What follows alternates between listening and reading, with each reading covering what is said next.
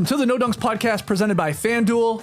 It's Monday, October 27th, 2025. I'm Jay Skeets here in the Classic Factory, and alongside me, as always, Cass Mellis. Happy Monday to all our friends. Next to him, it's my top shot hot boy, Trey Kirby. Ayo. Ayo! And over yonder, making the magic happen, super producer JD. Hello. There he is. Here we are. Hello to everybody on YouTube, the stream team.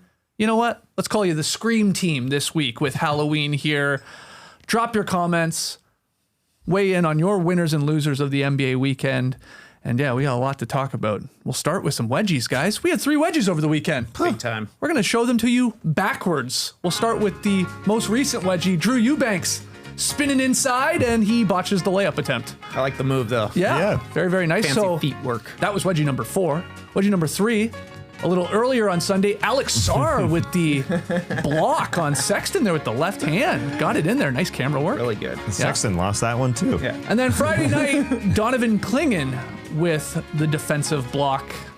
So that's number 2, 3, and 4, or 4, 3, 2, the way we showed it to you. We're on pace for 69 wedgies. Nice. Yeah, very nice. So, yeah, excellent start, Tash. Really good start. Remember we did the, what do we call it? Sort of the hot takes sort of draft, bold predictions draft from our subscribers on Substack. And you took, I believe, was it you or Trey? Somebody took 75 my last wedgies. pick, yeah. Excuse me, it was Trey. 75. Yeah, I think it was 75. It was 75, so we're still a little bit behind pace, but the balls are sticking this year. And look, Portland, how do they do it, man?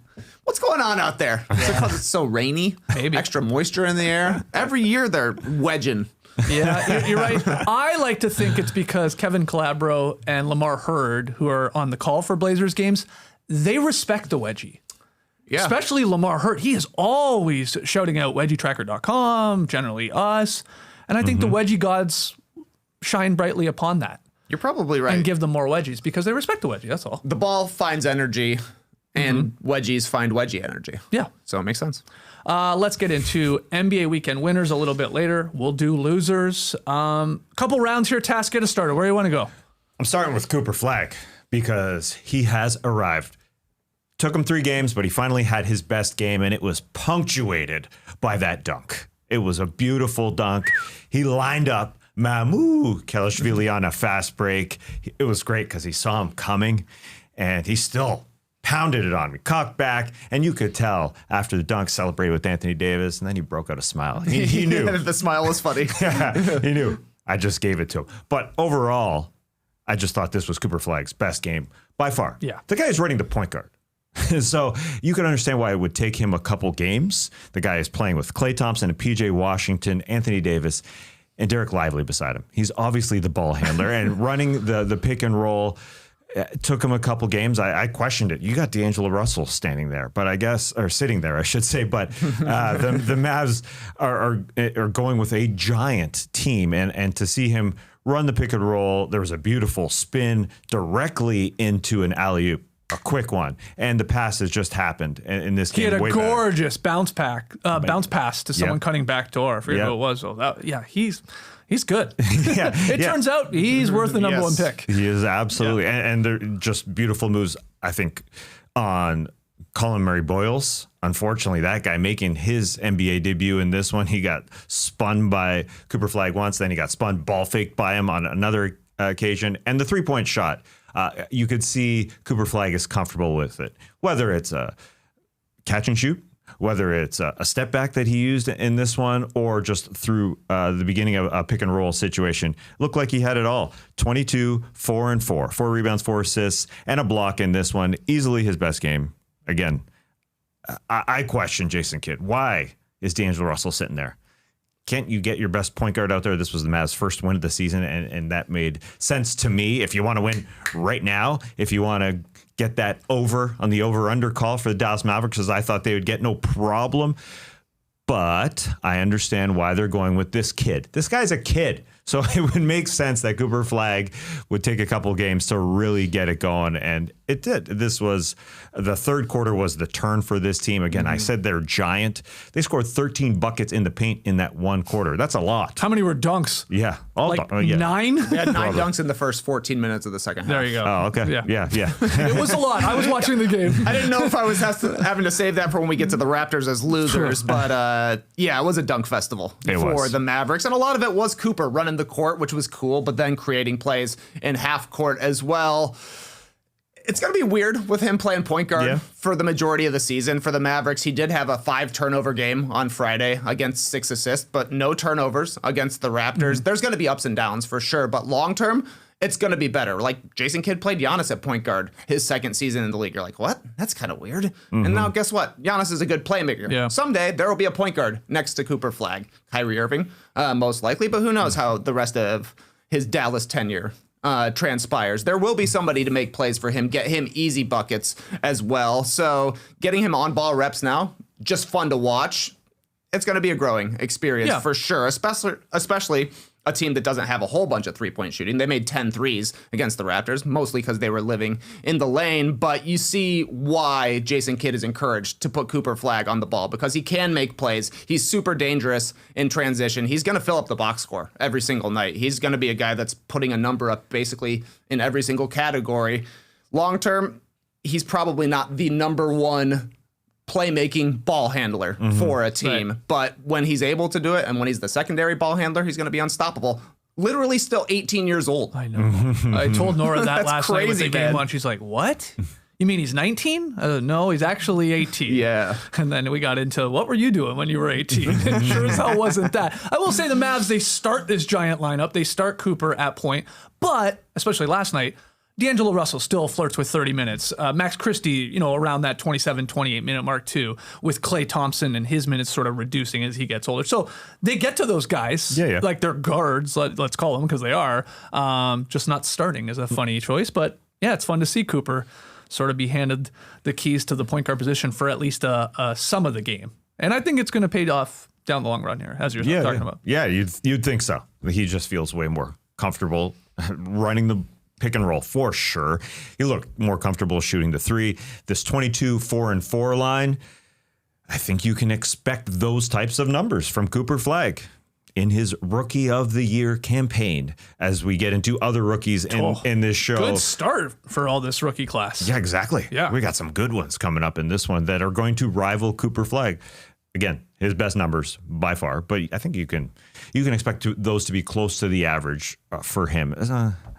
In part, it was a stinky Raptors defensive effort in this one. Later. But at the same time, Cooper Flagg just looks great out there. Okay, great start. Let's keep it moving. TK, your winner of the weekend. I got the San Antonio Spurs as a winner of the weekend. One of the 4 undefeated teams remaining in the league, and Wemby Mania is running wild in San Antonio. 2 more wins over the weekend and 2 more massive stat lines for Wembanyama. On Friday, in a win against the Pelicans, he went for 29 points, 11 rebounds, and 9 blocks, but Zion put him on a poster. Literally the first play of the game. Yeah. That was awesome. Yeah. Honestly, not enough buzz for that. Yeah. That should have been everywhere. Zion highlights used to be everywhere, but now they're protecting Victor Wembanyama. Well, I will say it was a huge dunk. You're right. Yeah. Maybe it was weird because it was like the first play of the game, and then Wemby went on to do what you just said he did. Indeed. He then blocked them every single time. It felt many like times. He had 9 many blocks. times. Yeah, it's true. Zion played awesome that game. I can't deny it. It was awesome to see those two. They were guarding each other for a huge portion of the game. 2 of the weirdest bodies that you've ever seen on the NBA court. Special stuff. I'm just saying the Zion dunk should have gotten a little bit more buzz. You're not wrong. He dunked on Wemby. Come on. He dunked on Wemby. Yeah. Kai Jones thought he was going to go to the Hall of Fame based on that. He's only 31 that's a good point. That's a good point about they're pushing Wemby, because even last year, it's true. There was some dunks on Wemby that weren't publicized enough. I was given. I know it's DeAndre Look, you Hunter. try and block everything, you're gonna get dunked on. Yeah, as you should. That's gonna should. happen. But you get extra points because it's on the largest man in the league. Okay. Anyways, he was fantastic. He overall. was awesome. As we always say, never do anything on a Friday night. Never do anything on a Friday night. Gets lost in the shuffle. First play of the game, it's going to get overshadowed for sure. But cool stuff from Wemby. Slick stuff from Wemby on Sunday. 31 points, 14 rebounds, 4 assists, 3 steals, and 6 blocks in another win for the Spurs. You could call this a near 5x5. You could call the previous one a near quadruple double. Like, it feels like it's just a matter of time before this happens. 2 blocks on 1 possession. Wemby did it at least twice against the Pelicans. He did it once against Brooklyn. This was the play that got like the most buzz, I thought, for Wemby, blocking 2 shots at the rim and then pulling up a logo 3 and knocking it down. Just great stuff from him. But the playmaking has been really impressive, I think, for Wemby. Finally turned the ball over, but not until his 3rd game of the season. He's seeing a lot of double teams. He's still going to the free throw line a ton. I think he took 12 on Sunday against the Nets. That's a career high. It feels like he only wants to shoot a 3-pointer after he's made an awesome defensive play because he knows that's going to play highlight-wise. If I do something defensively, nobody's going to care. If I'm the tallest guy out here taking a 3-pointer. He's playing a perfect brand of basketball for him right now. I feel like if you did a vote for MVP, he would probably win it right now. Even though I think Shai Gilgeous-Alexander has been just as good. The guy is unstoppable right now. Wemby just has such a high profile and is by far the best defensive player in the league. He scares so many guys. His block numbers can be high. 9 blocks is crazy. Like, we might not see another player get to 9 blocks this season, but he's influencing so many other shots. And like you're saying, he's going to get dunked on. He's going to get scored on, but that's because he's trying to block every single thing. So cool stuff for San Antonio. And Dylan Harper was awesome. He was 13, 5, and 3 against the Pelicans, and then a huge game on Sunday. 20 points, 6 rebounds, 8 assists. I compared him to Manu Ginobili after game 1. I don't think it's ridiculous anymore. The guy is so strong, and he is so crafty. He's left-handed. He does have a 2 on his jersey, just like Manu did as well. So he looks like an instant hit for San Antonio. Stephon Castle has leveled up. He's really, really good. I don't know what the Spurs are going to do when De'Aaron Fox comes back. I mean, yeah, it's, I guess, a good problem to have. You're always going to have a pretty elite point guard out there. It for sure feels like with the 3 of them in the mix, because, I mean, that's sort of what Harper does as well. He's a bigger guy, but I thought Harper was so good in that game against the Nets. I know it's against the Nets and all that, but like all season long here, he is so poised. Poised for a guy that's playing in his 3rd NBA game. Yeah. You would never guess if you showed tape to people, you'd be like, oh, yeah. That guy been around 4 or 5, 6 years, whatever. Like, that's just the way he plays. Yeah, 8 of 11 from the floor on Sunday. That guy's a star. Yeah. That guy's a star. Now you got those 2 and Castle. And yeah, now you somehow got to get Fox in the mix here. You see people already like, how can they trade Fox? How can they get off it? Like, whoa, slow down. I mean, guys get injured and all that. And again, maybe a good problem to have for Mitch Johnson to always have somebody out there with Wemby. Yes. And it's great to see De'Aaron Fox into it, excited coming off the bench, because you could start to say, well, maybe De'Aaron Fox won't have his job for long, but he was into it, and you could see that playing with Stephon Castle in the starting lineup is going to happen. Stephon Castle's fine off the ball, but Dylan Harper is great coming off the bench, running the show and being able to score. The way he can stop his body whenever he needs to, he's just so in control. As you said, he just looks like he's 25 out there. He just feels so comfortable in that bod, doing whatever, ball fakes. He's going to get space out there playing beside Victor Wembanyama and all the eyes on him. So he's in control of that space. I guess it is a little like Manu, the way that he could control his body. And listen, De'Aaron Fox is going to be great out there too when he does get out there, which is kind of bonkers to think about. But they'll have some. I guess they'll just go small ball at times because you've got a giant man in the middle. Like, it's easy to go small ball with the best rim protector in decades. Yeah. And to go back to the highlight that you brought up where he had the 2 blocks Wembanyama did, and then they eventually got the stop and he hit the 35-foot 3-pointer. The first block on that was so funny to me. Wemby was literally ducking behind Keldon Johnson. Like, he was trying to sort of like blend in or hide a little bit because Keldon Johnson was getting posted up. I forget who it was for the Nets. And you can see Wemby, he's like little hiding, and then the shot goes up over Keldon Johnson because that's not all that difficult. Just smacks it, and then recovers to get the crazier second block. And then, they get the stop, and then he decides, this was a great highlight, but let's really complete it here and hit a huge, huge 3. I'll give the Nets credit. They got back in the game. They were down huge. Like on a Sunday afternoon, it was like, they're down 20. But then it was like, obviously a 1-possession game. Yeah, went down to the wire with the Brooklyn Nets. That's a win for them. On the other side, Cam Thomas literally dropped 40 points. He looked great out there. 40. No one cares anymore. No. Well, it's especially amazing. in a lot. No, it's like incredible right now. Guys are scoring 50 left and right here. We'll get to Austin Reaves, I know. 40's nothing. Trey just said that Victor Wembanyama could be the MVP. There's another guy averaging 46 points. Luka Doncic. Yes. I know it's only 2 games, but we just skip over guys. Yeah, Shea's averaging 40. Giannis is averaging 36. That's nothing anymore. It's not enough points, man. Those are the top 3 guys. Wild. Cam Thomas, 40.0 assists. 0 assists. Perfect game. That was a Cam. Yep. Chef's kiss to Cam Thomas. Let's keep the rookie love going here because we talked about Cooper Flagg, talked a little bit about Dylan Harper. How about Grizzlies rookie Cedric Coward, who had an awesome Saturday?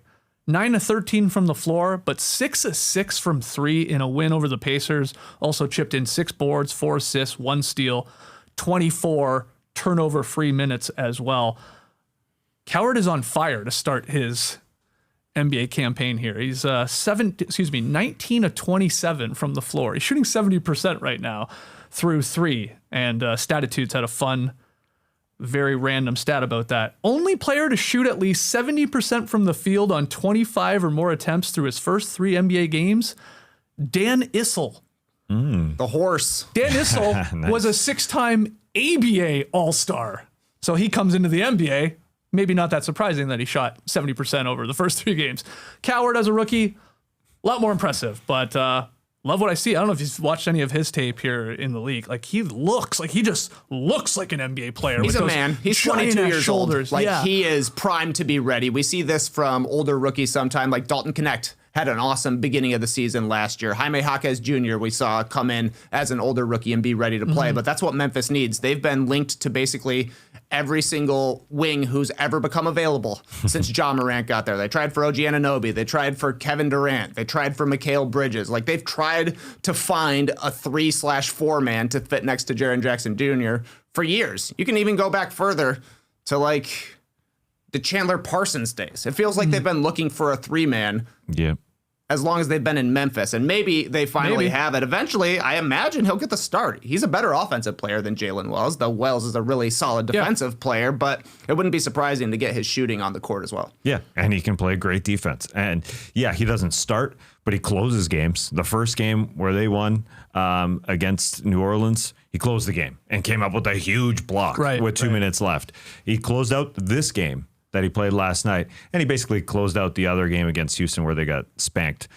He was in there in the fourth quarter. So yeah, does it on both sides. But yeah, they've been looking. They have been looking. They keep looking. It was Zaire Williams most recently. He had a Luke Kennard in there. They keep trying to find that guy. And it literally, yes, it could look. It looks like him through the first few games, like they did find him. The guy looks like the definition of a 3-and-D guy. He has a beautiful looking shot. I think he's going to be flirting as a 40% 3-point shooter sort of in his career here. And then, yeah, defensively, he's built like Kawhi, to be completely honest. Like those broad ass shoulders, super long wingspan. He's a little bit shorter than Kawhi. I get that, but he sort of has that shape to him. But yeah, great stuff. And he had a weird like college career, right? Because he started in Division III. Then he was at Eastern Washington. Then he was transferring to Washington State.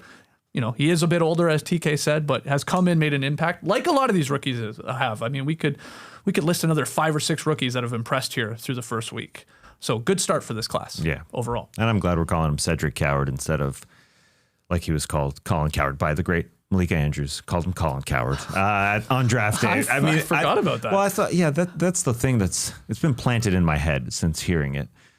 I was trying to give her credit for doing a 4-hour show and saying one freaking incorrect thing. That's fine. Either way, it's Cedric Coward. So I think he's made his name for him. Coward. Yeah. Let's do another round here of winners tests. Let's get to Detroit. The Detroit Pistons had 2 really good wins.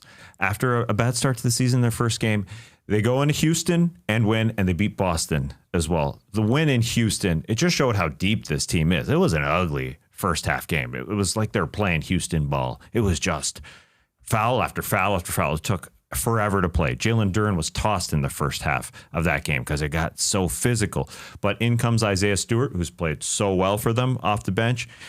He fouled out in the second half. And Paul Reed, they literally had to have a third center go at Alperen Şengün in this game, who only shot 5 of 18. Paul Reed, a big block on Şengün with 50 seconds left. So the fact that Duren gets out, Isaiah Stewart comes in, Paul Reed, great stuff. They had Karis LeVert not playing in this game. Jay Nivey's out, Marcus Sasser's out. So they have no guards either. Chaz Lanier, That second round pick, what a name on that guy. The Lake himself. The Lake himself. He comes in and just gives Cade enough of a break to sit down and just play good enough minutes. Javonte Green literally playing key minutes. Duncan Robinson was awesome in this game. Yeah, 4 splash and threes. Asar Thompson had 19. But anyway, going on to Boston, where more of their stars were awesome. I thought Asar Thompson played his best game. 21 points, 12 boards, 3 assists, and 2 steals. Had 16 shots that he took in both of those games this weekend. So you could see the Asar Thompson that everyone expected to be coming alive here. And Jalen Duren came back from that game getting tossed, 24 points, 18 boards. And then Cade Cunningham, I think what he did in both games was not start all that well, but come on late. You could see that he has got that superstar mentality. 25 points, 8 assists. Yeah, a few turnovers. 6 of them against fewer than the 8 he had the previous game. Yeah, there's plenty of turnovers. As you mentioned, Trey, last year we did the high turnover rate man. Early. He is one of them. Oh, he's still doing it. It's his biggest knock on his game. Yeah, sure. But I was surprised just to see how deep they had guys to come help. All of them. I mean, Ron Holland, Isaiah Stewart off the bench in the second game. They were just so deep. Just didn't know this about the Pistons, that they'd get steady performances. Again, it's very steady in both of them. Whether it's the Lake Man himself or Javonte Green. Or B-Ball Paul, I guess. Yeah, B-Ball Paul. Isaiah Stewart, again, has grown. We all kind of questioned him in his first couple of years. Is he going to? I think he's comfortable coming off the bench, and he's key to coming off the bench when Jalen Duren can't do it. So 2 big wins for this Pistons team that looks tough to play against. Anything to add there on Detroit? I would like to see Cade have a better 3 quarters.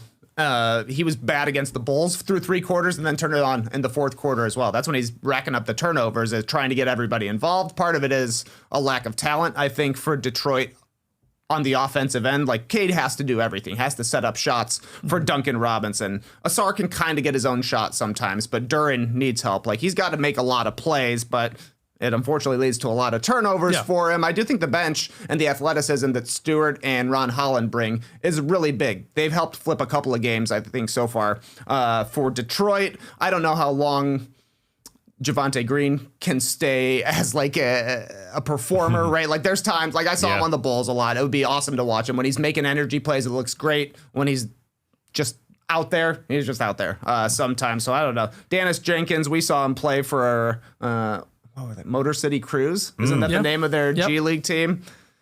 He's at least playing out there. They got the Lake Man. I don't know that I really think they're all that deep, but they've got good enough players in their top 3 that I think they can be competitive in most of these Eastern Conference games. It's just important. It's just impressive with Karis LeVert out for his last 2 games, Jaden Ivey out so far this entire season, and out a few more weeks, that the Janice Dinkins of the world and Chaz Lanier. Dennis Jenkins. Oh, man. Janice Dinkins. Janice Dinkins. That was my lunch lady. That sounds like that famous clip the guy yells in the video game. Leave Dennis Jenkins. But I was going to say super small sample size, of course. We're like 3 games in here. Yeah. But one of the talking points coming in to this year with the Eastern Conference was, hey, of the 3 teams, the Magic, the Hawks, and the Pistons, which of those 3 teams might separate themselves a little bit from the pack and like maybe level up a tier or stay where they were? Like, we had those discussions. And again, it's very early, lots of time for these other teams to figure it out. But the Pistons have looked the best. Of those 3, because I have not been impressed by the Hawks, and I have not been impressed by the Orlando Magic, who I know we'll get to. So there's that, something to keep an eye on, at least in the standings. And Detroit will obviously try and improve on last year's really good year. Yeah. Which we sort of all determined we think they'll be right around that mark. 45 wins, 46 wins, I guess, somewhere in that ballpark. I think they finished with 44 wins last year. Maybe 46. I'm just looking at their preseason over. It was right around 46 and a half. Okay. There you go. Feels like they're going to be around there. Trey, another winner. The Los Angeles Lakers. Luka Doncic and Austin Reaves is my next winner, because the Lakers have had a 40-plus point scorer in every single game this season. Luka had 43 on opening night, followed that up with 49 in a win on Friday against Minnesota. Became the 4th player ever with 40 or more points in his first 2 games of the season. Did you guys see who the other 3 were? I did not. No. 2 of them are quite obvious. Can you give me the stat again? Sorry. 40 points in 2 games to start the season. Wilt. Michael Jordan and Wilt. Yes. Okay. Yes, those ones are easy.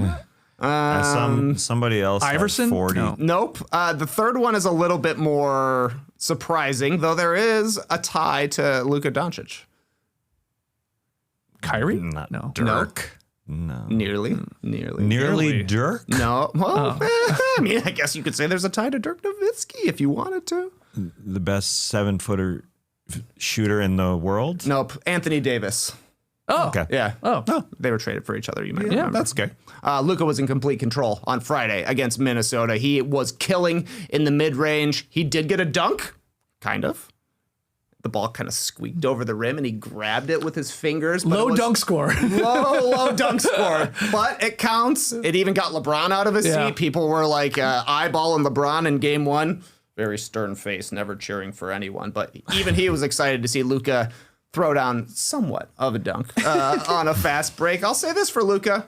He looks less sweaty. So that means he must be in better shape. Better conditioning. I believe it, even though his weight was way up compared to where it ever has been in the preseason. Unfortunately for the Lakers, Luka out now with a left finger sprain / left leg contusion. He will be reevaluated in a week, and guess what? It don't matter because they have Austin Reaves. He's better than Luka Doncic, apparently. A career-high 51 points last night in a win against Sacramento. Went 21 for 22 at the free throw line. It was an absolute parade for this guy. You take that many free throws, there are definitely some questionable ones, but he's got savvy, he's got craft, he really knows how to draw fouls, and the thing with Reaves is he never stops moving. Yeah. When he catches the ball, he's already into an action. He plays well off the ball, and when he has the ball, he was pulling some crazy threes. Then the Kings had to play up on him, and it was just easy for him to get into the lane. The Lakers took 46 free throws last night. The Kings took 18. So I understand if they were a little bit heated about this, but also the Kings were not guarding anybody at all. Oh, we're going to see a couple 50 burgers against the Kings this year. Absolutely. You put DeRozan and Sabonis in pick and roll action like they were doing with Ayton up top to get Reaves going.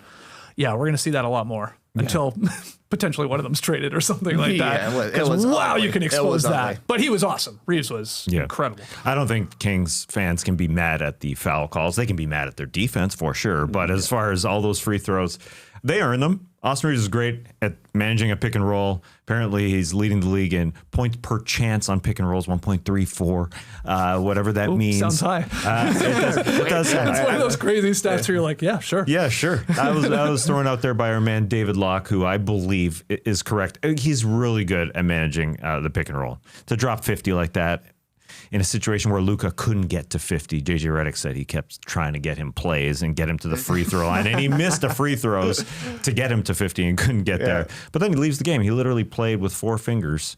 Or then not leaves the game, but is out for this next week because of a left finger sprain and the lower leg contusion. So, yeah, they go and get the win in the first game that he missed. So great for them. But still, I mean, it does hurt them in general because now they're. No, Luka, I agree. Yeah, it's gonna be a problem. Because it's a reevaluation after these next 4 games, so he could miss another 5 to 6 games, and just a bad sign to start this season. But they did look good against the Kings to get support from DeAndre Ayton. Looked really good. That was his best game. Great game. Yeah. Plus, Marcus Smart hitting a lefty hook just entered into the starting lineup. But they did it, despite a bunch of guys. Like Gabe Vincent left this game out, a lower, I think it was an ankle injury. Marcus Smart left for a while, but guys like Vanderbilt and others did it for them. So it was a good win. 51, 11, and 9 from Austin Reaves. It's a Luka line. And it's a 51 that they needed. Like, they needed all of the 51. It's like the Kings were hanging around. It was close. I mean, it was a high-scoring affair, but what a game. And this guy, man, his, points per game, what were they? I'm just looking. Okay, in 4 NBA seasons, now in his 5th, Austin Reaves has gone from 7.3 points per game to 13 to 15.9 to 20.2 last year. And now he's averaging, what's he averaging? Well, he's averaging 34 right 34, now. okay. He had a 51, but he was awesome. He was 26 in game 1, 25 in game 2. He's getting right near double-digit assists in both of those games as well. He's playing for a contract. This is a bet on yourself kind of year for Austin Reaves because the Lakers weren't able to offer him an extension that would be worth his while, the level of player he's become after success early in his career. So he's getting opportunities now with LeBron being out and now with both LeBron and Luka being out. He's one of the better third options in the league, but he's proven like if I'm the number 2 guy, I'm good. And if I'm the number 1 guy, I can do it too. Yeah. So I think Reaves is just a really solid player. It is going to be interesting if the 3 main guys for the Lakers are all healthy again, how that's going to work. And I bring that up because you do wonder, could LeBron pivot at this point in his career a little bit more off ball or a little bit more trying to do more defensive minded things and the passing and the screening? Like basically, I think Sam Quinn at CBS called him, could he be a supercharged Draymond Green like later here in his career? Because they don't need on ball offense. I know LeBron always wants the ball and it's usually a good decision. But Luka and Austin Reaves are incredible with the ball in their hands. And like, I don't know, something to watch when they're all back there. Mm-hmm. And would LeBron even ever contemplate such a thing? Can you even 23 years in be like, all right, I'll be off ball more and do all those sort of like little things to help us win games? Maybe. Luka got him some of the easiest baskets of his career last season when he was buying in and playing as the roll man or playing as the cutting guy. It's kind of how he plays in the Olympics. He doesn't dominate the ball in the Olympics. And I mean, you're talking about a lineup that has 5 Hall of Famers, so it's a little bit different. But LeBron is smart enough that he can figure out anything like that. And it's just a matter of, can he buy into the role? Because he has to buy into a role for the first time ever in his career. And can he be a plus defensive player for the Lakers? Because they're still going to really struggle defensively because you have to have Luka out there. You have to have Reaves out there. And if that's the case, it's going to be a problem. Because Ayton was good last night. I totally agree. 22 points, 15 rebounds. He was rolling really hard. He was. The chemistry with Reaves looks really smart. Like Reaves leads him into these roles. He's throwing it ahead of him so that Ayton has to keep chasing the ball, which gets him right to the rim. On the defensive side, like, he still loses track of stuff. Yeah. He gives one effort defensively. It didn't matter because it was against the Kings and they just couldn't, stop the Lakers. This was really an offensive win, I thought. I don't know that Ayton is going to be shutting it down inside, but at the very least, he gave a great effort against Sacramento. So we'll see, because they're going to be putting 3 defenders out there who are easy to pick on. Yeah, and Luka, Reaves, and Ayton. And like, LeBron is good, but it ain't 2012 anymore. No, he's not challenging for all defensive teams. He picks his spots. Yes. Like he looks Great still playmaker. at times like an elite defensive guy, but that's for very short stretches. A lot of other times he's just standing around looking at people, pointing at people. Yeah. Hey, get He's over a quarterback out there. there. Yeah, he has turned into the old man at your pickup run, the dad or the grandpa even that's out there. Be like, come on, you should be rotating. I don't need to do all that. Anyway, we'll see. They're 2-1.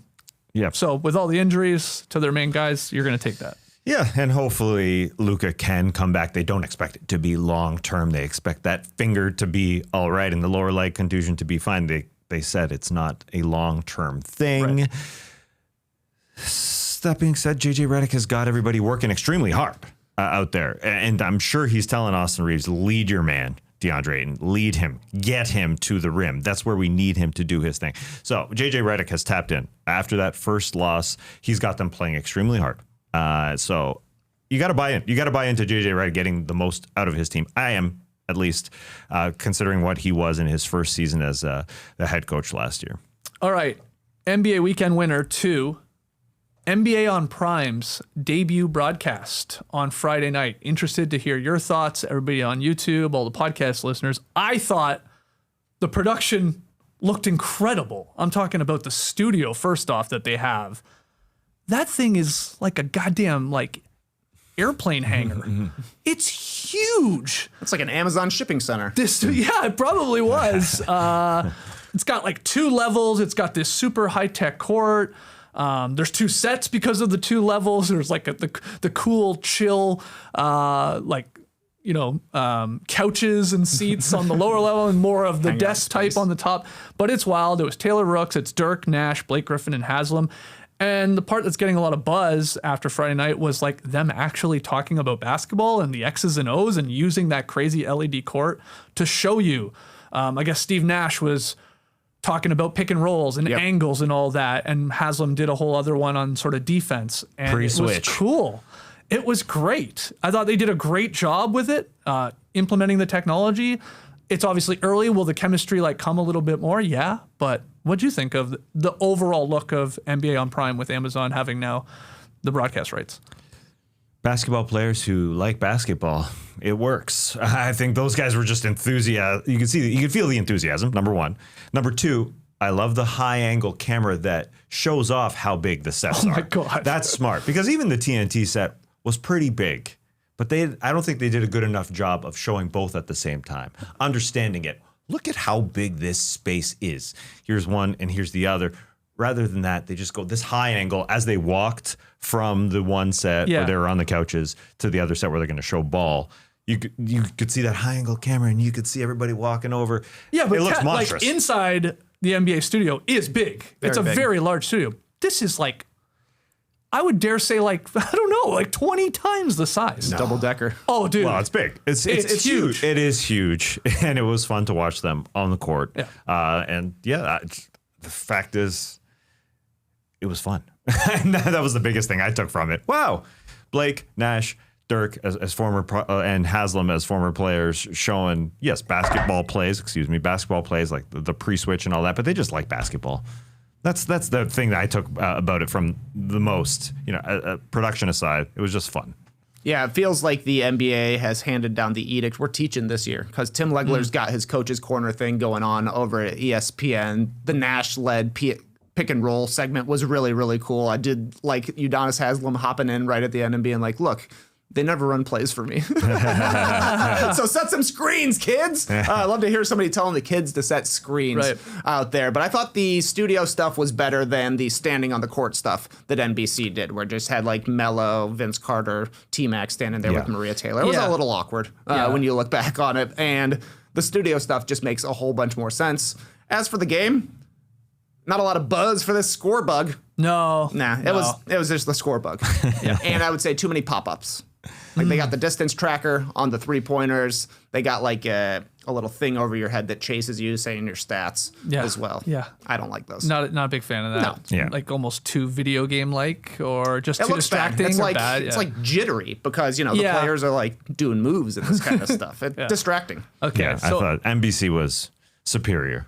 in the terms of actual score game buck. presentation was better. But this, okay. Yeah. Yeah, and I love the lineup. Now that you said, Udonis Haslem jumped in and said, "Come on, I never got plays called for me. This is how you do things," and he was involved in the pre-switch. Now that I think about it, because Nash conducted one of their sets where he was doing the pick and roll. Udonis Haslem was doing a defensive thing. Then you got a shooter in Dirk, and you got a roller in Blake. Like they have a starting lineup essentially out there. True. Yeah. Then you got Rooks out Then there. I Taylor think Rooks. Chris Haynes made an appearance. He did. He definitely did. I think he went. He threw a 2-bounce pass to the corner to Taylor Rooks. Oh, I did. Could have been a better pass. Come on.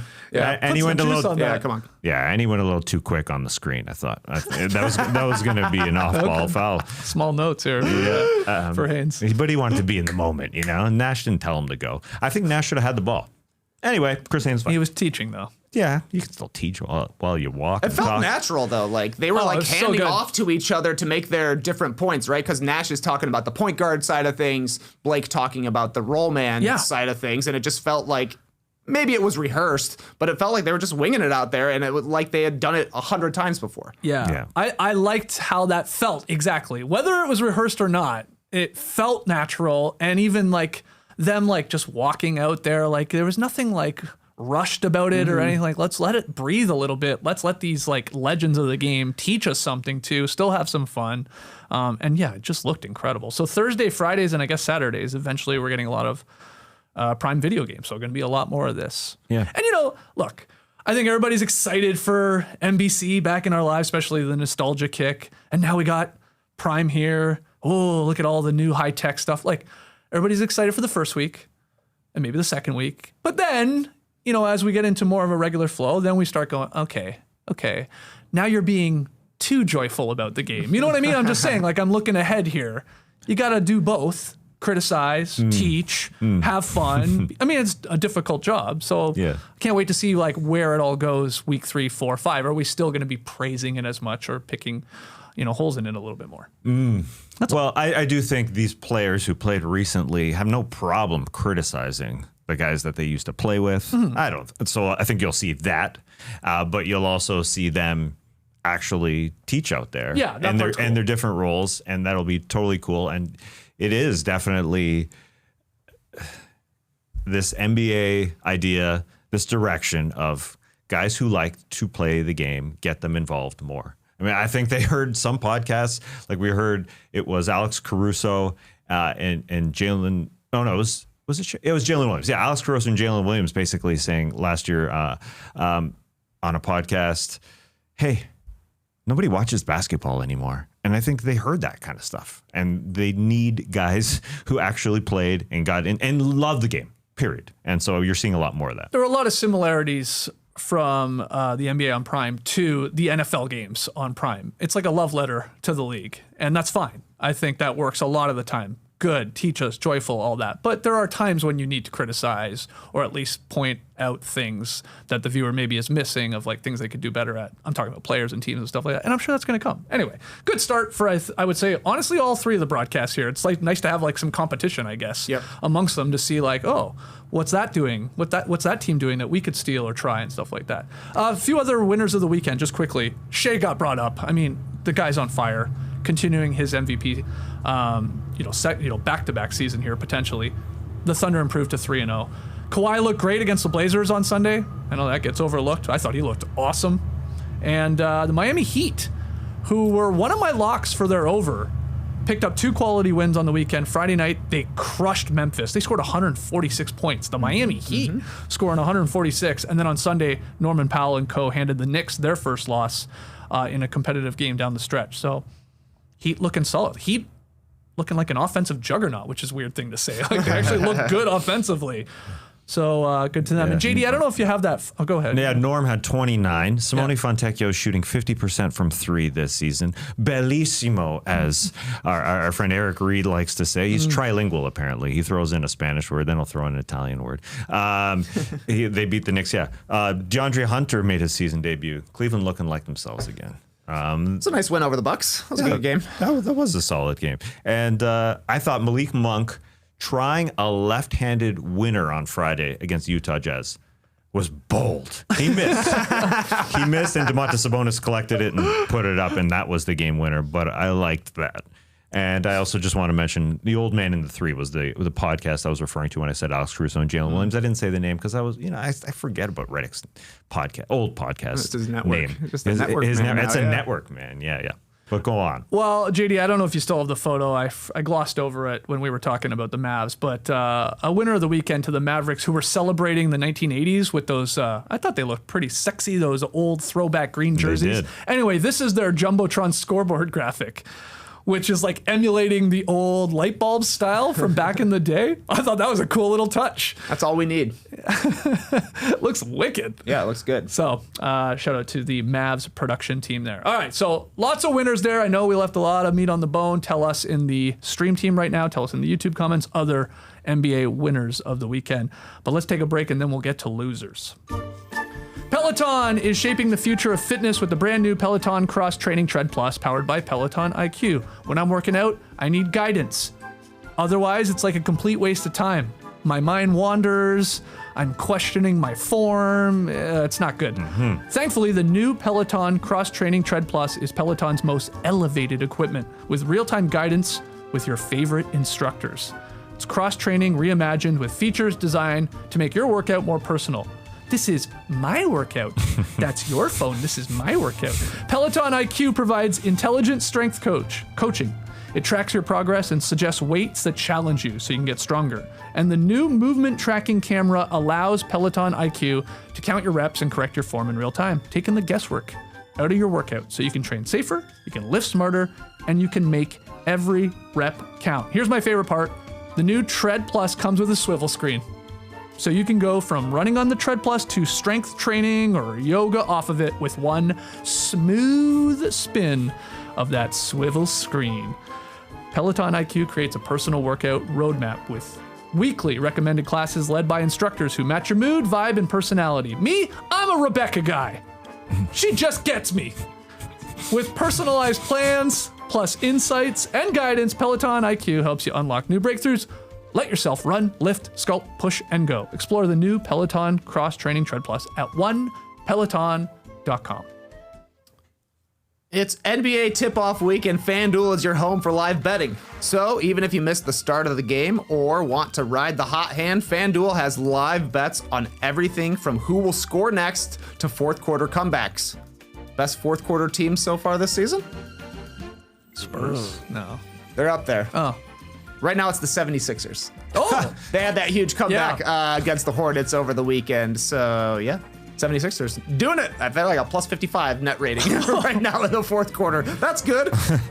You can even combine your live bets into a single same-game parlay for a shot at a bigger payout. However you want to play, now is the perfect time to join because FanDuel is giving new customers $300 in bonus bets if your first $5 bet wins. So just visit FanDuel.com to sign up today. Play your game with FanDuel, official sports betting partner of the NBA. all right. If you're just joining us, hit the like button, subscribe, podcast listeners, 5-star ratings and reviews, and let us know what you think of the studio here decked out for Halloween. We got the lights. We got a lot of cobwebs. We maybe went heavy on the cobwebs this year. I keep like getting stuff all over me. I saw you struggling with it, Trey. Yeah, I had a spider fall. Yeah, we got little spiders and bats and some.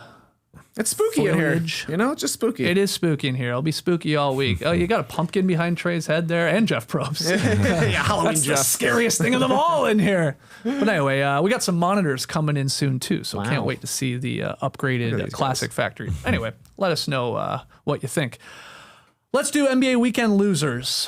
Tass, where do you want to begin?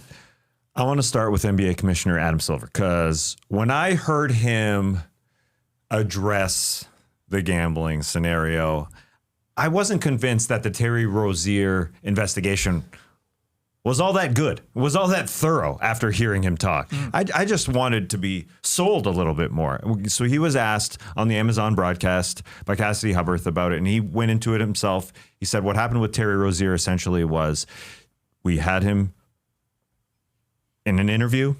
He talked to us. He gave us his cell phone. But the FBI has more subpoena power, can do more things than we can, and they got down to more details, essentially. I just wasn't sold that the NBA did enough of a job because when you look at it, when you look at the indictment and the investigation, I mean, there are irregularities in the betting with the betting companies that the NBA has connections with. And you start to look at it, co-conspirator one who was listed as, quote, was at times an NBA player. So you may have connections with that player. What that means, I don't know, retired, current, I'm not sure, but you probably have connections there. And co-conspirator one told another defendant that Rozier was exiting and co-conspirator paid said defendant. So, you know, I think there's a little bit more there. And co-conspirator two made $107,000 in bets. As I said, the NBA has those connections with those betting companies. So I just didn't think that Adam Silver did enough to sell it. Is it possible that the NBA didn't do a good enough job on their investigation? Sure. Am I speculating? Sure. It could. They just may have not done a great job investigating. That being said, I'm a kind person. I'm willing to give Adam Silver a little bit of a leash here and the NBA that they may have made a mistake. I'm not a prosecutor, but I will say he could have sold it more. There was more to it. He needs a PR person that could have gotten him to sell it a little bit better, I thought. Just hearing something. When you say sell it, what do you mean? What was he supposed to say to Cassidy Hubbarth in the tunnel of Madison Square Garden during a game? I'm just curious. Well, he did it on his own. He went that direction on his own to talk about the Terry Rozier part of it all. Oh, yeah, and right, what happened. right. It was all up to him. He didn't have to address it. Right. Okay. At all. And I think he just could have addressed it better.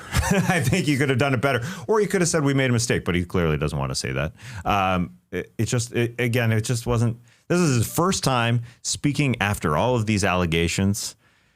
Sell me. Again, I think you can make mistakes as this league that signed up for this entire gambling scenario, and they may have made a mistake not going enough after Terry Rozier in a more thorough manner.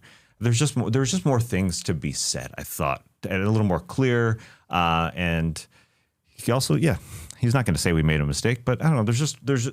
We all could have been sold, I think, a little bit more, a little more clearly. I don't know. I was shocked he even did the interview. And again, a little kudos to Cassidy Hubbarth and the Prime team for even having him on the broadcast. Mm-hmm. I mean, again, he 3 questions, was it not? Like 2 about that, 1 softball, you know, how great's the NBA type thing. But look, it wasn't a lot is my point. But I didn't expect a lot. Again, in the tunnel, barely being able to hear her, and then he's trying to address this. He at least showed his face. He did. But yeah, I'm with you. I mean, He did go on. That's a good point. She didn't specifically say, hey, what the hell was going on with the Rozier investigation that you guys sort of cleared him. He went to it himself and maybe trying to get ahead of it. I don't know, but not good enough for you or a lot of people. Yeah, I wasn't sold. Yeah, the optics of it are that it feels like the NBA tried to sweep it under the rug in the first place. And then he does the interview and it doesn't really change your opinion on the way things went. If he just says, I made a mistake, are people upset? Yeah, probably. Yeah. But at least he's being honest about what happened, because whatever happened with the NBA doing their investigation, even if it's just because they can't do quite as much as the government can, it left a lot to be desired, for sure. I think something that's interesting about the entire gambling scandal is that it's opening people's eyes to the tanking epidemic, right? Like people are definitely going to be questioning that, I think, because that came up with regards to co-conspirator 8, who most people think is Chauncey Billups, saying we're tanking away the season, but we're doing it before anybody else knows. Everybody knows that at the end of the season, a lot of teams give up.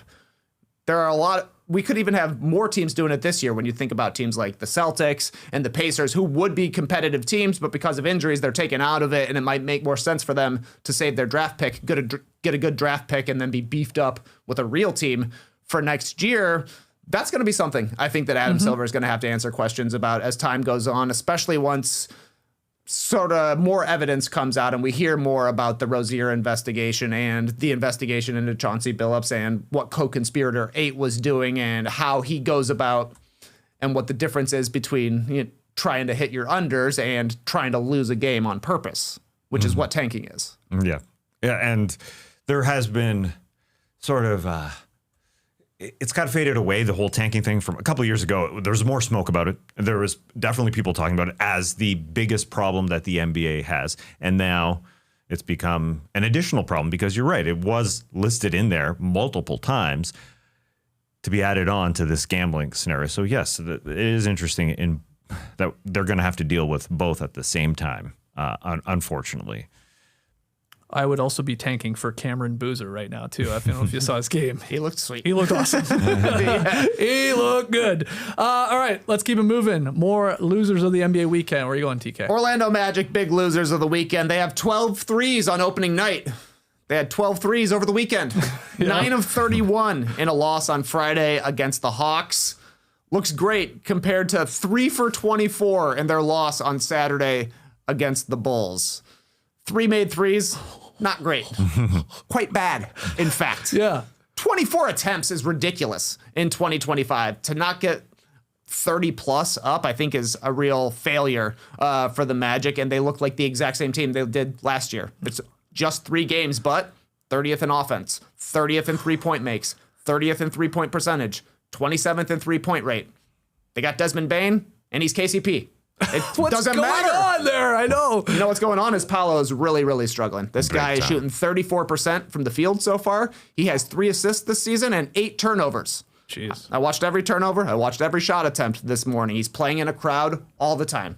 He's taking so many mid-range jump shots, and it's mostly coming against little guys. He's getting switches on them, and he's letting them off the hook by getting into his mellow game, dribble, shoot a fadeaway. It is not working. The decision-making, I think, has been really bad. He's seeing so many double teams and trying to go through them. He's already had his shot blocked, I think, 4 times in 3 games. This is a huge, strong dude with a ton of skill. He should be scoring way more efficiently. The shot he took against the Hawks with 10 seconds left. Yeah. Ooh. Brutal shot. Just chucked a 3 after not being able to make any basically this whole season. He's front rim every single time. Maybe that's just getting used to playing in real games again. I'm sure the shot will come along a little bit, but people have been talking about Paolo's efficiency last season. Even prior to that, like, he is a great talented player. We know he can score, but he hasn't put together the whole package. The guy should be a dominant player, and it feels like he's playing against himself a lot of the time. Yep. The big rig needs a tune-up. Needs a tune-up. Yeah. Get it in the shop. Yeah. It seems sometimes you watch him, it seems like everything stops, which is what happened in years past, unfortunately, with this team that's supposed to have the point guards, et cetera, along with Desmond Bane to just make things happen. Now, they played that really good first game, and then they started really good against the Atlanta Hawks in their second game, but the last 6 quarters, that game you mentioned against the Bulls, going back to the second half of that Hawks game, they've been struggling big time because it looked like they were going to win that game against the Atlanta Hawks. In the fourth quarter, they're up 93-81. Mm-hmm. Oh yeah, things are good. And then the Hawks go on this 15-0 run, playing the best quarter of their season so far. They just shut off in that second half. I mean, they started the first half 7 of 16 from 3. Ooh, looking good. And then that second half went super quiet, 2 of 15 from 3. Now, I don't know if the lack of point guards kind of hurt because Jalen Suggs only played 19 minutes in that game and then didn't play in the second half of the back-to-back against those Bulls entirely. And you miss him, although Tyus Jones was good in helping out when Jalen Suggs got into fouls in their first game. That being said, yeah, they got to move the ball more, period.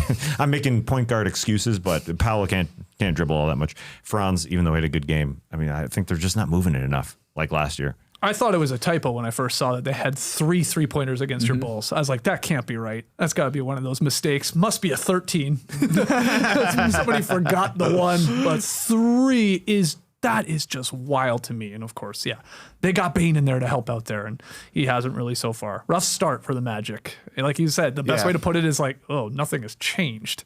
Yeah, not good. Nothing has changed, and Tyus Jones has been pretty bad. Yeah. I mean. Yes, he's playing because Suggs can't play full games. Can't really shoot it. Nobody on the Magic can right now. I just looked it up. They're 29th in fourth quarter net rating, and it feels like if they blew the game against the Hawks and against the Bulls lit them up in the fourth quarter. Ayo Dosunmu had as many threes in the fourth as the Magic did the entire game. It's just a struggle for them to score, and it's going to be eyeballs on Jamal Mosley and not too long because there's expectations for the Magic. As long as they stay healthy, they should be better than they were last season. And if they're not, it's going to be because their offense has taken 0 steps forward over the course of 4 years. Well, tonight we have the battle of the fourth quarter net ratings then, because it's Magic as one of the worst you said in the league versus the best in the Philadelphia 76ers. Nice. So we'll see how that goes down. I think it's Orlando, Philly tonight. All right, my first loser of the NBA weekend, I got to give it to the winless Boston Celtics. There are 5 winless teams in the NBA. The Rockets are 0-2, but they lost by a combined 5 points in their 2 games. They had that double overtime loss on opening night and then lost a close one to the Pistons. The Pelicans ain't much different if we're being honest. They lost by 6 to the Grizzlies and they lost in overtime to the Spurs, so they're 0-2. The Brooklyn Nets are 0-3. That tracks. Yes. We knew they were going to be one of the worst teams in the league. They're 0-3. The Pacers are also 0-3. Now, they're missing like half their roster, it feels like, in some of these games now. They've played all Western Conference teams as well, but they're 0-3. And then finally, the Celtics. 0-3 for the first time since 2013-14, which was the last time they, as an organization, missed the playoffs. So that was a 25-win Boston Celtics team. Their best player, I looked it up. Or do you want to take a guess who their best player was? 2013-14. Avery Bradley. He's still in the league. No, Avery Bradley, I would consider their second best. Okay, hold on. Rondo was on the team, but he was injured a lot that year. Avery Bradley, good guess. It's too early for Scary Terry, isn't it? It is. It's too early for Isaiah Thomas. No, you got to go. Think old. Horford? Brandon Bass? No. Jeff Green? Jeff Green. Jeff Green was their best player. Yeah, he was. Okay. Yeah. That sums that up. Yeah, exactly. Anyway, the Celtics, this current version, they're just, margin for error is so slim, I feel, this year after all the offseason changes where they lose basically all their big guys. Like, remember, we were concerned about that depleted front line, and those concerns were warranted so far. The Knicks and Pistons dominated the offensive glass against Boston. Just a million second chance points, and that's doing them in. They're the worst defensive rebounding team in the league right now, Boston is. They're grabbing 58% of their opponent's misses. That leaves a big percentage to the other team that's grabbing their offensive glass. So, again, expected. You have no Tatum, great rebounder for his position. Horford, of course. Porzingis, okay, that's not his strong suit, but the guy's a giant. He's big. Cornette. Even Drew Holiday as a guard can get in there. So missing a lot of guys, and they're 0-3, just like the Pacers. So these guys missing their star guys. I guess you could say winners of the weekend to Jason Tatum fans and Tyrese Halliburton fans, because maybe their teams are not as good without them. But any thoughts on Boston? Well, I think the Pacers are competing, though. I agree. Like, they're in their games, and one of their losses was a double overtime game. Yep. That was against the To Thunder, right? Yep. Hey, hey, it happens. And if we're being honest, the Celtics are losing to teams you would pick them to lose against. Maybe outside of the 76ers, but maybe they're a surprise team. What's going to have to happen for the Celtics is they're going to have to start shooting threes better. They're 31% from three so far this year, despite taking a ton of them. They're fourth in three-point attempt rate. Almost 50% of their shots are coming from outside. That's the recipe for Boston this year, is to try and outscore teams, because they're not going to have a good defense because of the lack of interior presence that you're mentioning there. They're not going to be a good rebounding team. They're probably going to finish in the bottom five just because their bigs aren't very good. So you got to make shots on the other end, and they haven't made shots to start this season. And I don't know. I thought they could maybe challenge for a top 6 spot in the Eastern Conference, and that seems kind of far-fetched right now. Yeah, I totally did too, because I thought their ball handling, backcourt scoring would be enough. Like, you saw Jaylen Brown drop 40 in a loss against the Pistons. They got Peyton Pritchard to drop 20 as well. But the outside shooting just wasn't good enough. Overall, Derek White, not great start to the season for him in this particular game as well. I mean, like you said, they are losses to teams that you probably expect them to lose against. Yeah, for Philadelphia the most part. was a 1-point loss. The Detroit game, I should say, went down to the wire, and they lost to the Knicks. So it is close, but they can't board. That was a worry coming in. Yes. As much as Stan Van Gundy loves Hugo Gonzalez chipping in, it ain't good enough. Alongside Nemias Keita, that's your starting 4-5 right now, and they're struggling. Yeah, that's a tough starting 4-5 Yeah. in the 4-5. NBA. Yeah, And they're not scoring enough exactly. to compensate for everything they're missing. A couple more losers of the NBA weekend. Where do you want to go? I'll go to the Raptors. I don't even want to talk about the Dallas Mavericks game. I just was more disappointed in the Milwaukee Bucks game. That's their season home opener. Get it done. And unfortunately, they couldn't. This was supposed to be the start of a game. I think the coolest thing that they did on their home court was one of their players did the 6-7 that all the kids are doing. That was the best moment, I would say. Jonathan Mobo did this off the bench. Otherwise, listen, Brandon Ingram had a good game and all that, but I was just more disappointed in their rotations. They're just lousy rotations against this Milwaukee Bucks team that shouldn't be able to shoot threes against them. But NBA players that are open after lousy rotations are going to hit shots. And they allowed Cole Anthony to go off because they weren't doing enough defensively in that first half. And then Cole Anthony got it going. So he stayed on the floor in the fourth quarter. Doc rode him. He had 9 points in the fourth quarter. He had 23 overall.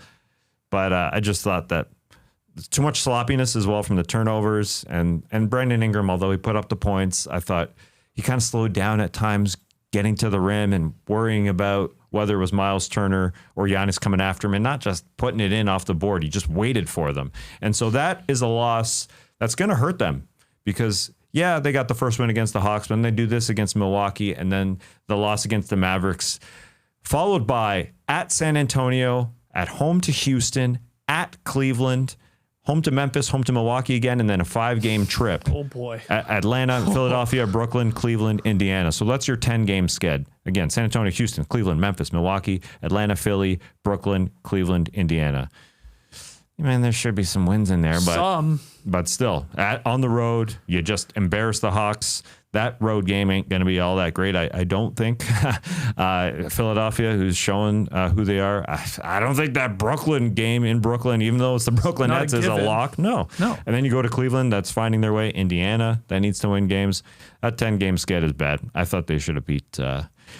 They should have beat the Bucks. They should have. Yeah, and you don't want to talk about the Mavericks game, but I will because that's pretty embarrassing to give up 139 points to a team that doesn't even have a point guard. Yep. I mean, that's bad. And we were sold all training camp, all preseason. We got a defensive identity on this squad. They said it, not us. They were like, this is going to be our backbone. We're going to lock in on that end. I think they really focused on that. The offense will come, Ingram is spots and Scotty and all that. And Scotty had a good game offensively against Dallas. Like, that wasn't a problem. But their defense, they're getting cooked. And a big part of it is like they're doing all this defensive pressure and guys are just blowing by them. And then Pirtle, like, God bless him, he's playing with a hurt back first off, but he's not that type of like super athletic, rim deterrent. Like, he's good, he is solid, but he's hurt right now and he's got the stupid mask too. It's bad, man. I feel like I know we're 3 games in and they're 1-2, but like this could get out of control in a hurry unless they fix things quickly. holy man, what is this guy? He is getting paid a lot of money to be a starting point guard, and right now he's looking more and more like a 6th or 7th man. Because he can't hit a shot. He's shooting 11% from 3. I know he'll have a game where he's going to hit 7 or 8 threes. I know that. But defensively and just having an impact on winning plays, I'm not seeing it. And we've had excuses for him. He hasn't had guys. He's been injured. And it's like we're at the point where I'm out of excuses and I'm not really convinced he's like a starting caliber point guard. Sorry. Yeah. Well, yeah. Unfortunately, it goes down the list here because I don't think Scotty Barnes was leading all that much. The front line is definitely a problem. They ain't big enough. They just aren't big enough. They have no rim deterrence. Yeah. Really, I think that's the biggest thing. I mean, when you go back to Milwaukee, Giannis and Miles Turner are literally playing against kids inside there. And I know they're good. Those two guys are good at being big. But the Raptors, I guess this was the hope was that they'd compensate for it by rotating and all that. It ain't happening. Like you said, they're supposed to have that defense mentality. It hasn't happened. Period. One bad start. one quick. Since we love stats, Giannis had 31 and 20 against the Toronto Raptors. Pretty good. There've only been 5 games against the Toronto Raptors in Toronto Raptors history to have the old 30-20. Wow. Giannis has had 2 of them. Say, how many times did Giannis do it? Yeah. So there's 3 other guys. Awesome. 3 other guys have done it in the history. And we can get them? You can get the first 2. The other one is, it's super tough. But the first 2 you could get. Embiid? No. Oh. Jokic? No. What about Anthony Davis? Nah, that's a lot of rebounds. It is a lot of rebounds. Dwight? No. Huh. Hold on. Anthony Davis may be the one that I am escaping it. No, it's not. Neither one. I have to go check. I got the phone stat. It was via the broadcast. No, you haven't set him. Now, one guy, he's doing media currently. You probably don't think of him as a 24 guy. Blake Griffin? No, but he's deeper on the media list, I would say. He's not on the national broadcast, on the super national broadcast. Somebody's on was he on a podcast? Stacey King. He may be a colleague of ours. He may be. Well, he's a colleague of ours. In a way, he's a colleague of ours. This show brought to you. JD went for 30 and 20 on the Raptors. I never knew he got to 20 boards. Did you do that in the Sky 30 Dome? was no problem. Damn. This show brought to you by FanDuel. Yeah, I know. Boogie? Yeah. Okay. Boogie. Nice. And then another guy. Good. Wow. And then another guy, not in the Hall of Fame, but a Hall of very, very good. Very good. And he's still playing, or he's done? He's done. He's not. Hall of very good. Super good. Joakim Noah? No. 30 would be the tough part. Yeah. We always have this discussion of guys that Sean Marion? No, he rebounds. Anyways, we have this discussion about guys that you may not remember in 20 years. Yeah. This guy is one of them. Like Paul Millsap? Hey, that's good. Yeah, same type of player. Yeah, okay. Guy made a lot of All-Star games. Oh, a lot of All-Star. Joe Johnson never would do it. Again, we've already forgotten him. He just retired a couple of years ago. I've already forgotten about this guy. Forgotten this man. Put 30 and 20 on my Raps. He's dead to me already. He was a huge signing for the San Antonio Spurs in 15, played with them. LaMarcus Aldridge? Yeah. Wow, yeah, that's a good one. Yeah, and then we go way I forgot back. about LaMarcus Aldridge. For the last guy alongside those guys, Cousins, Aldridge, and Giannis, to do a 30 and 20 against the Raptors, it was late 90s. Wow. This is a Derek name. Coleman. This guy won, because you guys know awards. He was a 6th man of the year. Okay. But this is deep. This is a tough guy to remember. Okay. In the 90s, though. Yeah, late 90s. 6th man of the year. Anthony Mason? No, he was most improved. Yeah. Right? Yeah. They always blend together, those two awards. Yeah, he did his, and he scored Alan against the Henderson, I think he was a 6th man, too. Nice try. Cool first name. Clarence Weatherspoon? No, nice try. Good pull. No, he was a big. I love that name Cool when I was name. a kid. Clarence is a cool name. Yeah. He was a big. Anyways, this wasn't his legal first name, but I thought it's pretty cool. He was a big, like a 7-footer. He's a big boy. Big boy. Yeah, he probably was 7 feet. George Murison? No. He was most improved. We've said so many names. You said 6. Are we looking for 6 man, or I can't remember 6th now? man of the 6th year, man. cool first name, but not his name. Yeah, I mean, he went by it though. You know him by it. Josh Hart last year, he loves those candies. Yeah. Ike Austin. Isaac Austin. Yeah. Put up some numbers. Wow, you won 6 man. Yeah. He put up 30-20 on the Raps? Yep. Holy crap. That's crazy. That had to be an April game. Why did that happen? Had to have been. Okay, he won most improved. That was my bad. I told you they all blend together. Those 2 awards. Okay. Yeah. That's all. All Moving right, on. Raptors, Anyways, Raptors, come on, boys. Yeah, let's go, guys. Let's go, guys. We're getting Ike Austin out there. Yeah, unfortunately. At least Giannis is a little bit better than Ike Austin. Yeah. One more loser of the weekend. Who you got, Trey? I got the Phoenix Suns. They've been down 20 or more in every single game so far this season. Opening night, they trailed by 20, did come back and beat the Kings, but over the weekend, they trailed by 32 in what ended up being a blowout loss on Friday against the Clippers.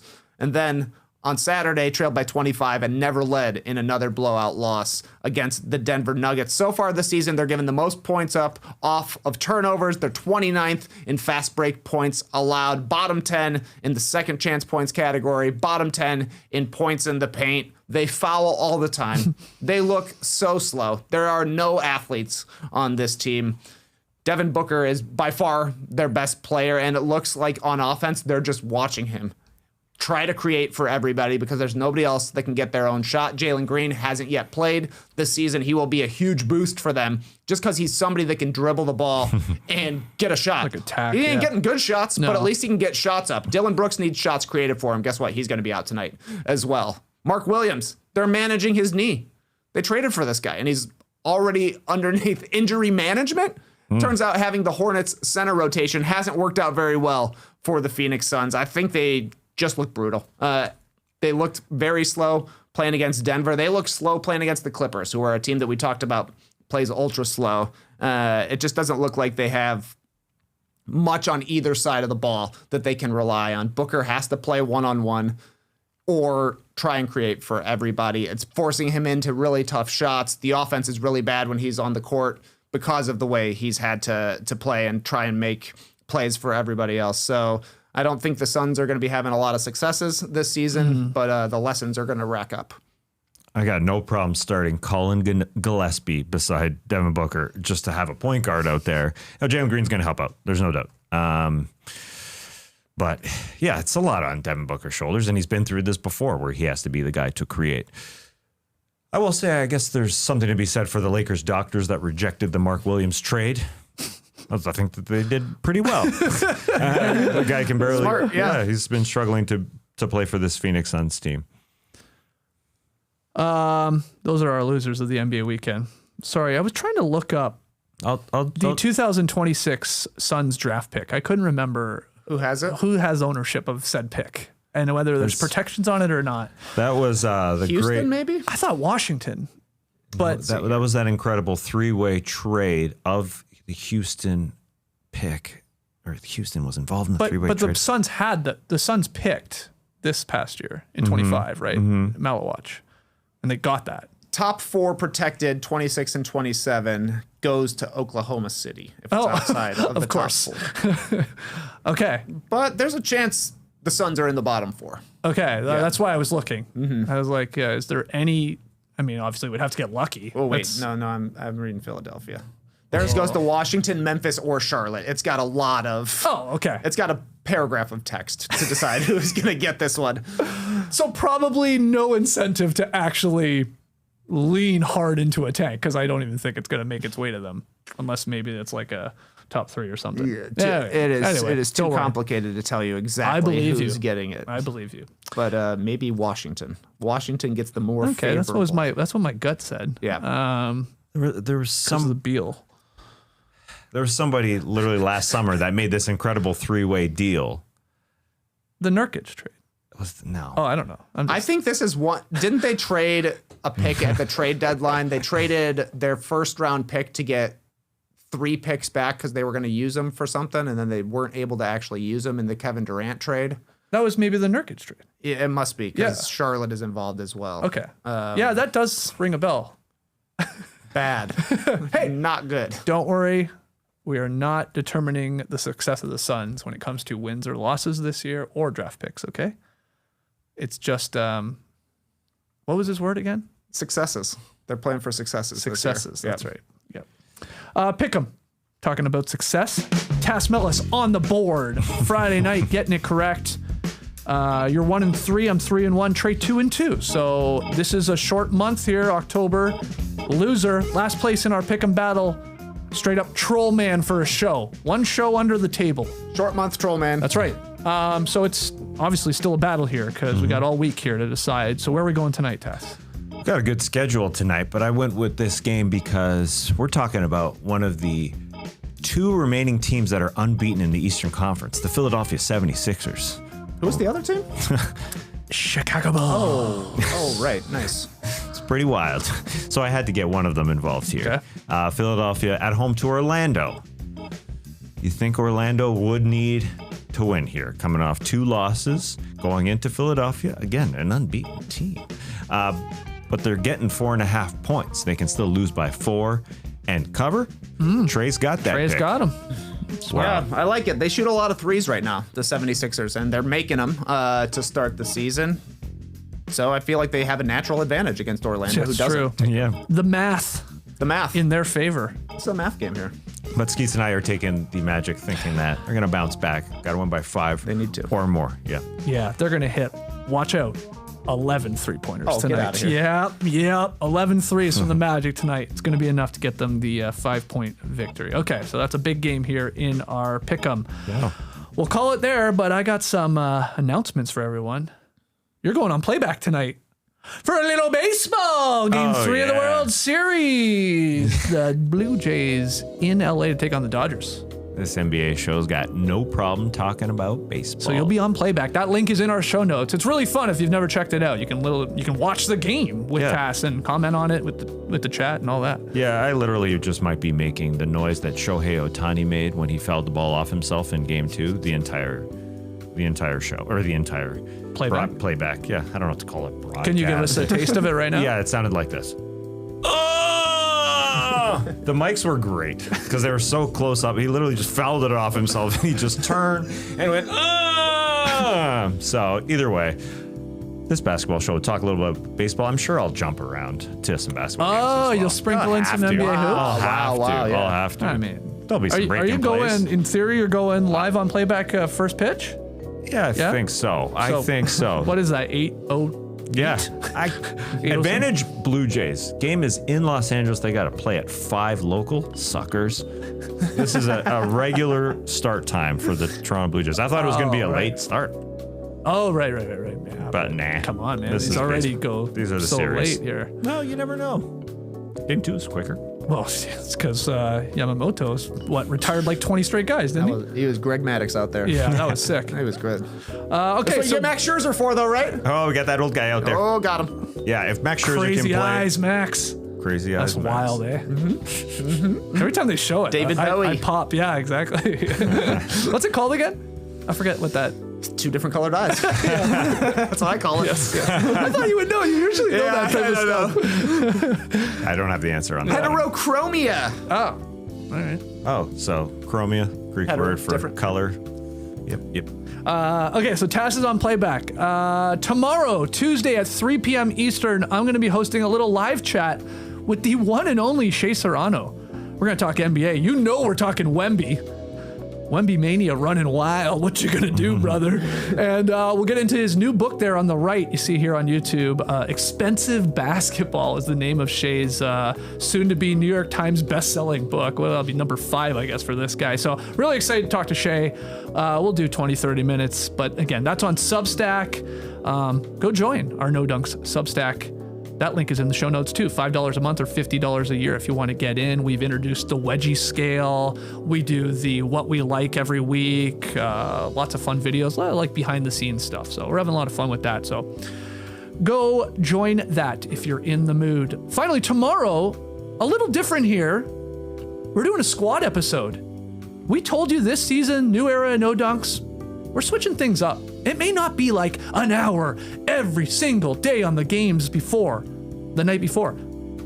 If something warrants that, we'll get into it, either on its own show or slip it in. But we're doing a squad Halloween edition tomorrow. We've done it once before, but that was way back in the pandemic years.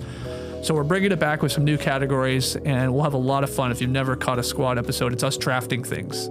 And we got some fun categories. So join us live if you want at 10 a.m. Eastern here in the Classic Factory on YouTube.